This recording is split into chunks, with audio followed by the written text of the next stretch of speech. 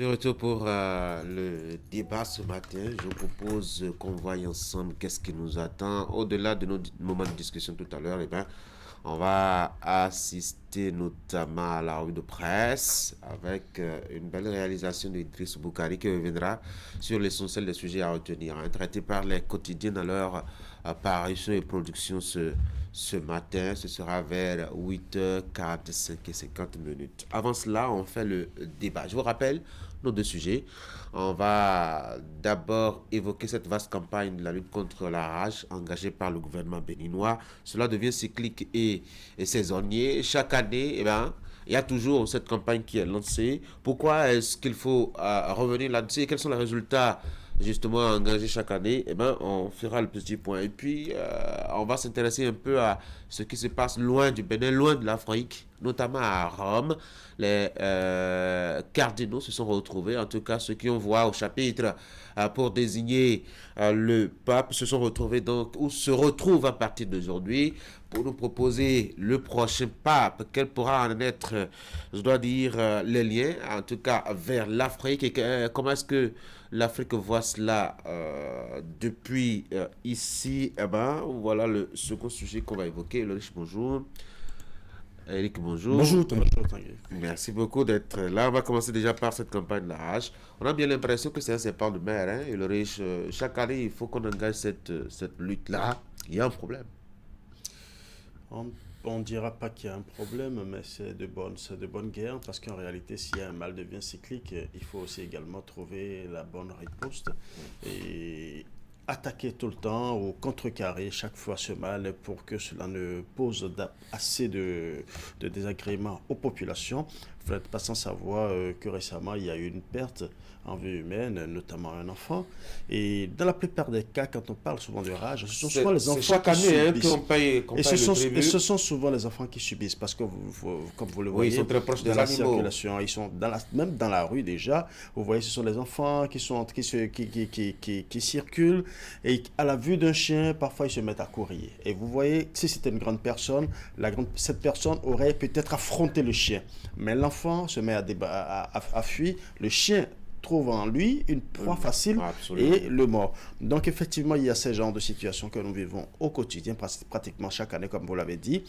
Et le gouvernement, chaque fois, parle des animaux en divagation. Cela pose un véritable problème. Le premier problème, c'est qu'au niveau des propriétaires d'animaux qui, de plus en plus, ne font plus preuve de responsabilité.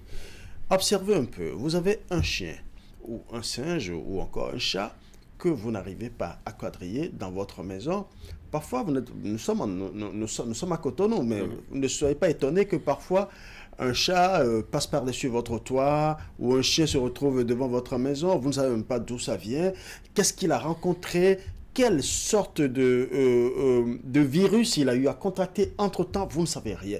Vous côtoyez ces chiens, vous côtoyez ces animaux-là au quotidien. Ce qui fait que même la grande personne dont nous parlons n'est pas protégée de ces animaux.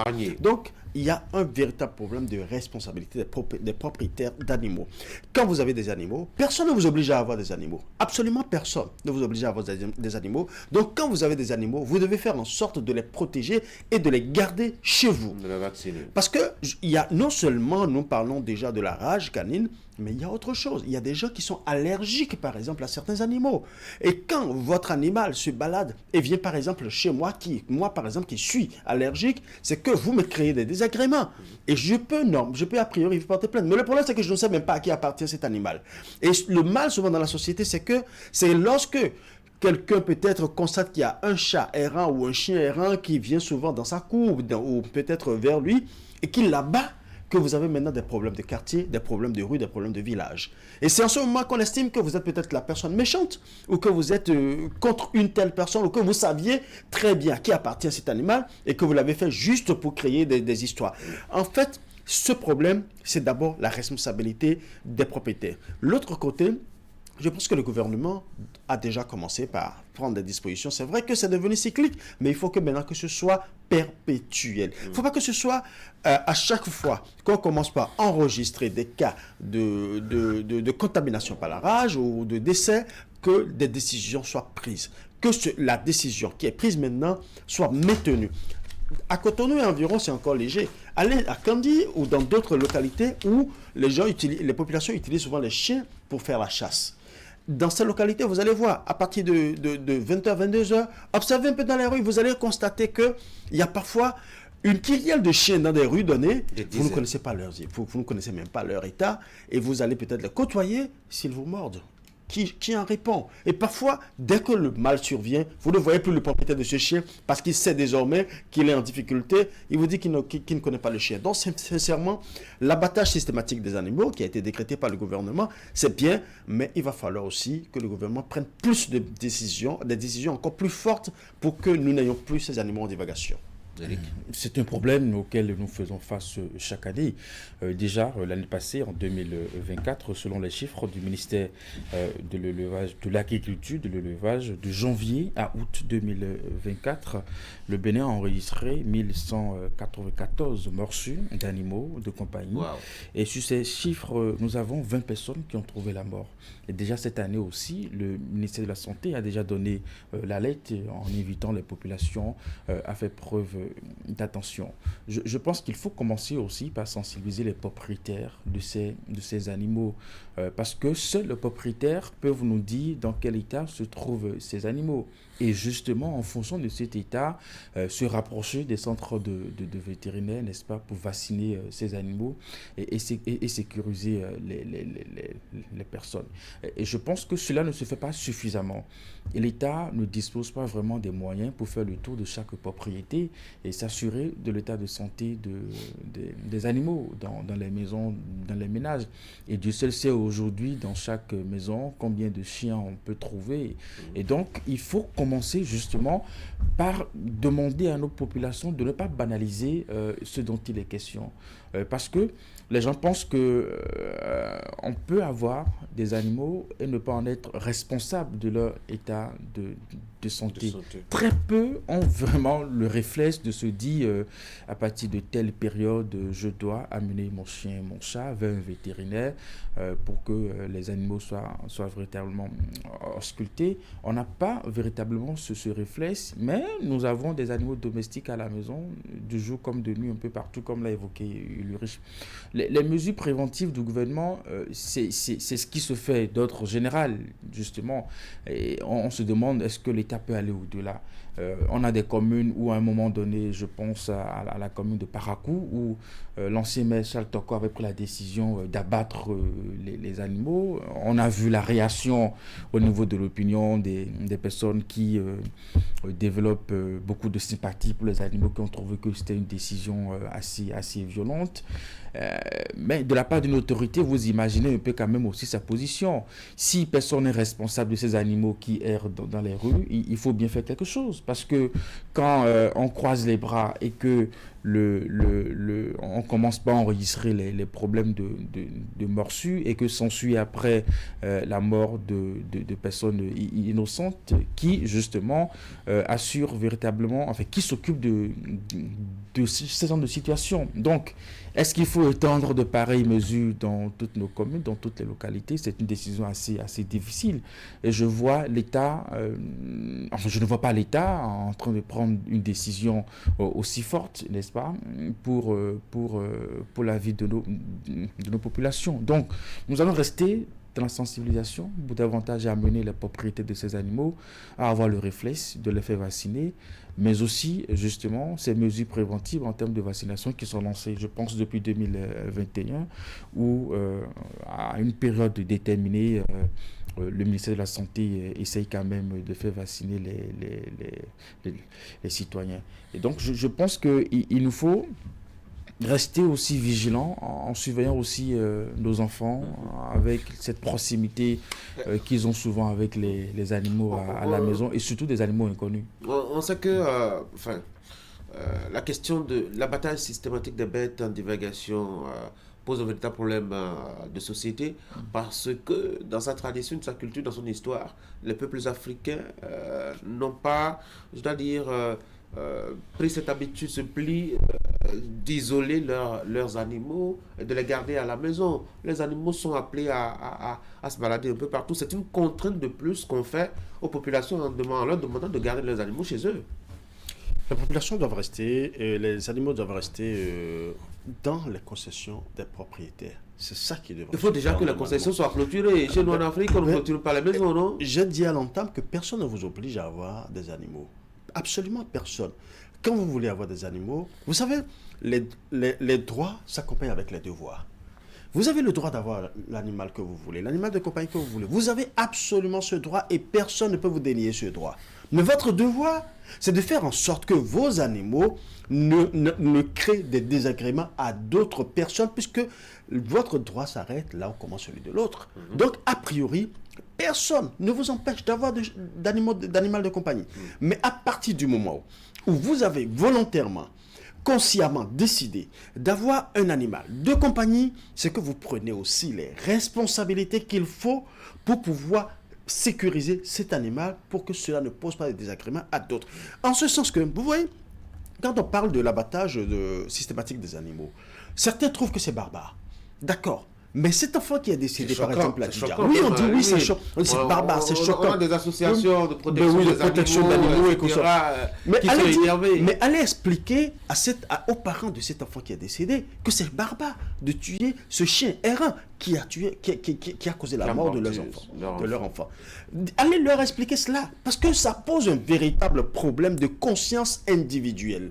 Chacun doit comprendre que si j'accepte personnellement, en mon fort intérieur, que d'avoir un animal de compagnie, c'est que je dois prendre les dispositions qu'il faut pour que mon animal ne pose aucun désagrément à mon voisinage. Cela va de soi et c'est tellement simple.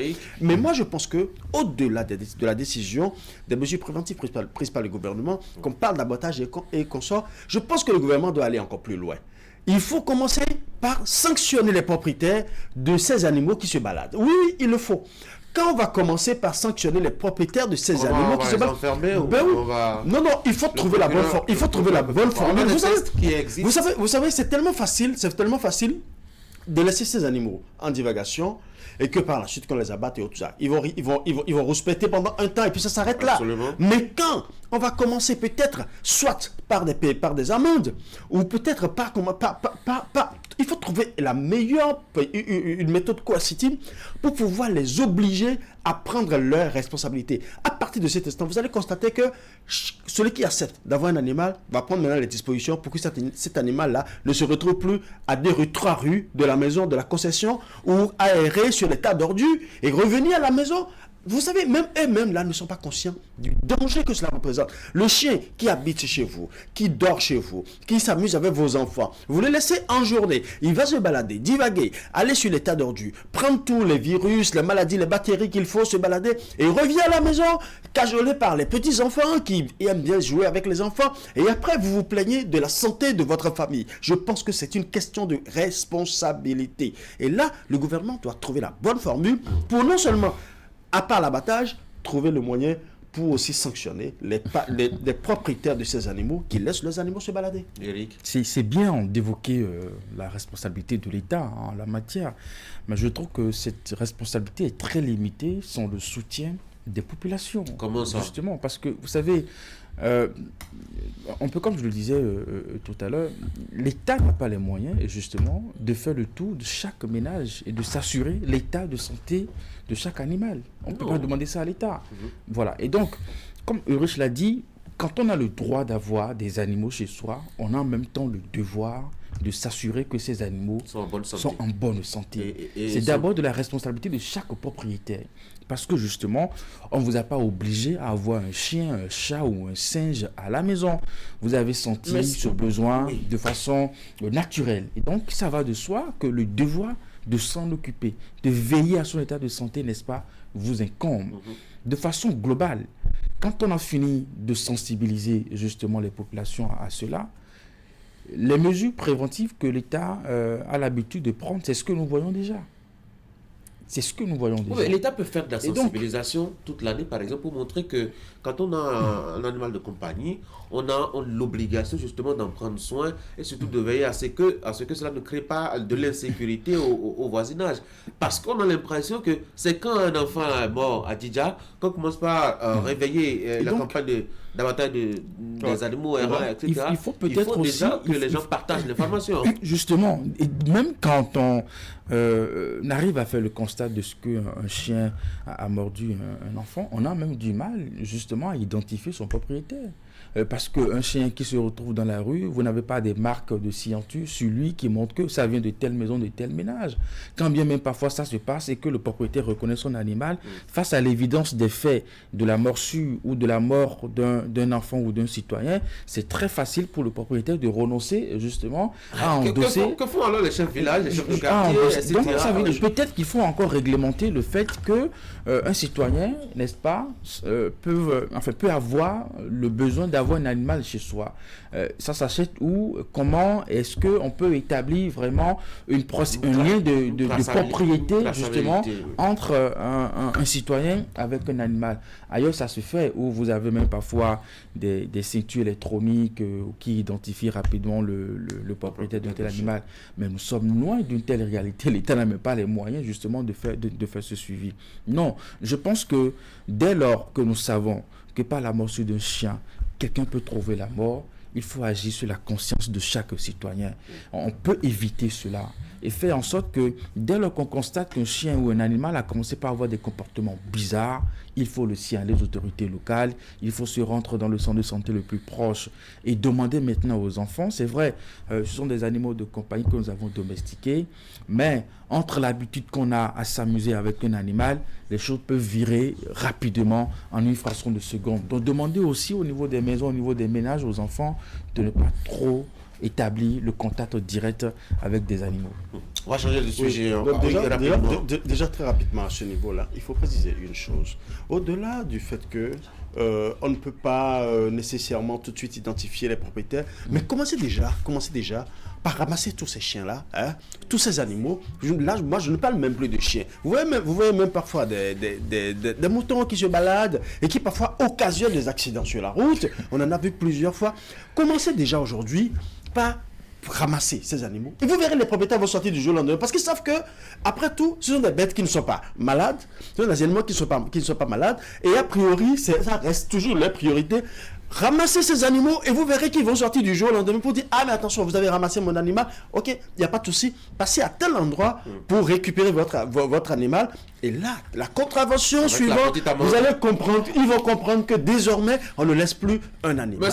Mais si le premier va retirer son chien et a payé 15 000, il informe tout le quartier qu'il a payé 15 000. Mais c'est fini, Le reste ne viendra pas chercher son chien. vous verrez que le quartier sera assuré désormais parce que chacun va garder son animal chez lui. Je pense qu'il faut ces mesures. Il faut des mesures répressives. Mais oui, il le faut. Sans cela, nous allons passer des années à répéter et chaque fois que nous aurons une perte en vie humaine et dire oui, il faut passer à la bataille systématique des animaux. Mais le mal serait déjà fait.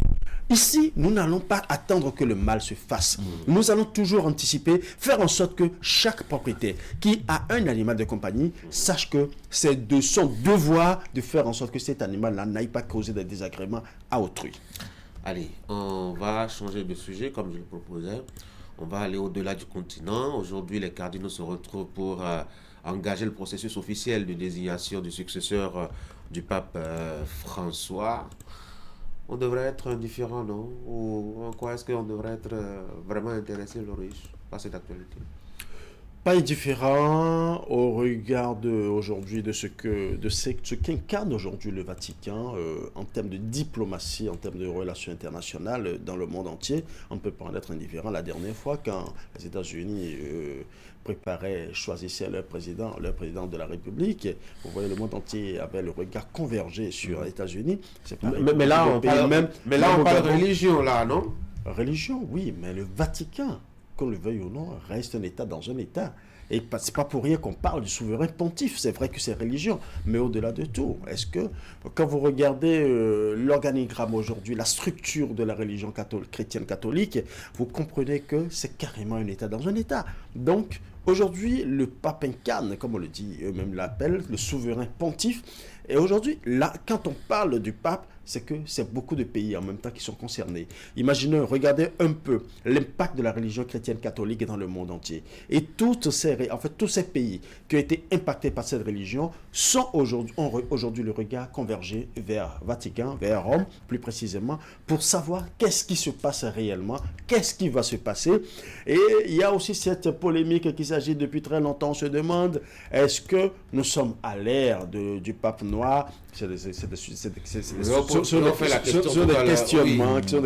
Eric, donc pour l'instant, on attend toujours l'actualité, la fumée blanche. C'est un événement majeur. Je pense que la personnalité d'un pape transcende un peu quand même les États et va au-delà bien de la frontière du Vatican. Et donc c'est une actualité qui intéresse tout le monde, quand bien même on ne confesse pas forcément la foi catholique.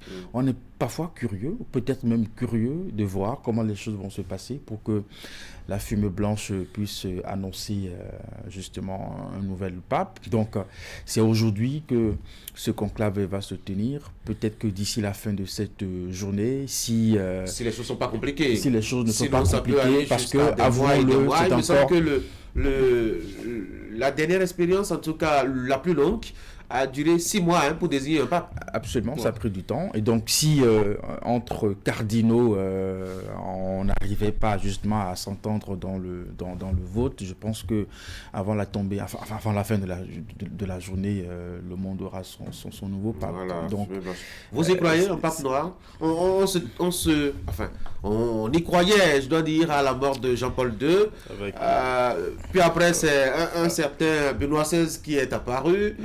En dépit de son âge. Dans le temps, on avait espéré que, mettons, un certain Bernardin Gantier, qui, ma foi, était en pole position pour être nommé pape, puisse l'être. C'est passé à Benoît XVI. Lui, dont on craignait justement l'avancée de l'âge, et par la suite, il nous a montré effectivement qu'il avait un âge avancé, puisqu'il a abdiqué. Et après Benoît XVI, on a commencé à dire, est-ce que ce n'est pas possible aussi un pape noir? Puis après François est venu, François est parti, et on a commencé encore à agiter beaucoup de noms de cardinaux, celui de, comment est-ce qu'on appelle, de Kinshasa par exemple, celui du Burundi, le Guinéen aussi. Le Guinéen, on a commencé à agiter. Vous y croyez vraiment, vous? Il y a un dicton qui dit qui vit d'espoir ne meurt pas de chagrin. Là, effectivement, nous sommes en religion, donc la religion, ça nous fait... Là, il faut toujours espérer, parce que de toute façon, pour moi personnellement, ça c'est mon intime conviction, pape noir ou pape blanc, pape jaune, pape rouge, peu importe la couleur du pape, l'essentiel, c'est que le pape puisse véritablement assumer sa fonction de pontife, de sorte à ce qu'il y ait équilibre, et que la religion chrétienne catholique ravive la foi au sein de ses fidèles et qu'elle contribue aussi au développement et de la paix dans le monde entier, de sorte à ce que nous n'ayons pas à toujours subir des exactions à gauche et à droite, et que les conseils, les orientations de l'Église puissent amener le monde à aller beaucoup plus vers la paix. Parce que vous n'êtes pas sans savoir que nous vivons des moments assez difficiles où les nerfs sont en surchauffe à divers endroits. Je ne peux pas parler des guerres, et pas ce que nous connaissons déjà, que ce soit la Russie, l'Ukraine, ainsi de suite, à gauche et à droite, et puis... Mais on a l'impression que quand ça se passe ailleurs, les papes traditionnellement sont plus intéressés que quand ça se passe en Afrique, alors même que quand on voit la carte religieuse... Ils se sont dit qu'ils sont aussi intéressés, ça dépend. Quand on voit la carte religieuse catholique du monde, l'Afrique quand même est un gros réservoir. Oui, c'est une question qu'on se pose, et on a la légitimité de se poser cette question, parce que le continent africain n'est pas rien, représente quand même quelque chose dans l'Église catholique. Ensuite, quand on prend l'histoire de l'Église catholique, ça nous fait 266 papes, et déjà en Italie, l'Italie a eu 217, la France 16, l'Allemagne 6, et puis après Espagne 2, Portugal 2, Pologne 1, Pays-Bas 1. Il y a même la Syrie qui a eu 5 papes dans l'histoire de l'Église. Carrément, oui, la Grèce 4, la Tunisie 3, Palestine 3. Donc, il n'y a que le continent africain qui manque à la liste. Donc, on se dit, à chaque fois qu'on se retrouve dans de pareils contextes où il y a l'élection d'un nouvel pape, on pense justement au continent africain parce que c'est le seul continent qui continue pas à être vierge en termes de l'élection d'un pape. Donc, c'est tout légitime d'espérer cela. Qu'est-ce qu'un pape noir pourrait apporter de si singulier? Tout ce que les autres papes ont apporté à l'Église, justement. Et donc, c'est peut-être ça qu'il faut amener les cardinaux à jeter leur regard sur le continent et voir ce que l'Afrique peut apporter, justement, à l'Église catholique. Et un cardinal que j'ai écouté qui défend, justement, cette cause, c'est dit qu'aujourd'hui, quand on prend l'évolution du christianisme, l'Afrique, aujourd'hui, il se trouve que quand même l'Afrique a été évangélisée à l'évangile de Jésus, il se trouve que en matière de renaissance, en matière de dynamique de la région catholique, l'Afrique est même encore en pole position que l'Europe aujourd'hui. Donc, on estime que le cœur, justement, de l'Église catholique aujourd'hui est parti de l'Europe et se retrouve sur le continent africain. Donc, en tenant compte de ces genres d'avancées, il ne serait pas injuste, n'est-ce pas, que le collège des cardinaux jette son regard loin. Pense à quelqu'un qui a la couleur de votre peau, en effet. En tout cas, on verra bien ce que ça va donner. Mais nous savons qu'ils vous diront que c'est l'Esprit Saint qui est à l'œuvre, au-delà du fait que c'est un vote. Il y a la manifestation de l'Esprit Saint qui joue un grand rôle. Pourquoi donc, il se marre? Il ne croit pas en l'Esprit Saint, visiblement. Je n'ai pas besoin de croire ou de ne pas croire. Moi, je suis journaliste et j'analyse les faits. Mesdames et messieurs, c'est la fin de cette émission. Merci d'avoir été des nôtres. Vous suivez juste après moi la revue de presse. Merci d'avoir été là.